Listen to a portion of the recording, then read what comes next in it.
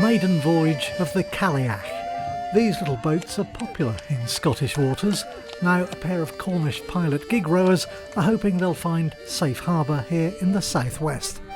Sian Davis had seen how community groups north of the border would club together to construct these St Iles skiffs, so she talked her friend Isabel into the idea of making one here in Appledore, North Devon.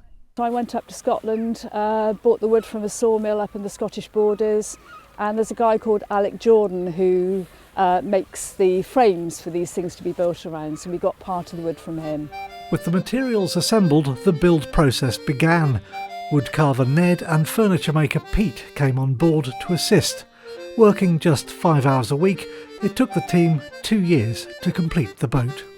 It's been a challenge, no two ways about it, but it's been a steep learning curve and I've enjoyed every minute of it. The end result shows that it was worthwhile getting involved. The name Caliach is a Gaelic word meaning old woman, hag or witch. Ned used his carving skills to make the figurehead.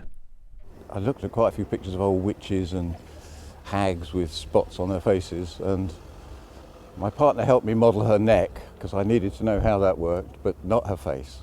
Calling the boat Old Woman is an act of defiance. People use your age to judge you, I think, and we've shown with an average age of 71 with virtually no boat building experience, we've built a boat from scratch and we're going to be racing this boat and we're going to go on and on competing in this boat, and I think you're never too old to do something new, something different. It keeps you young. The materials for the Scottish skiff came to about £3,500, a fraction of the cost of the much larger Cornish pilot gig.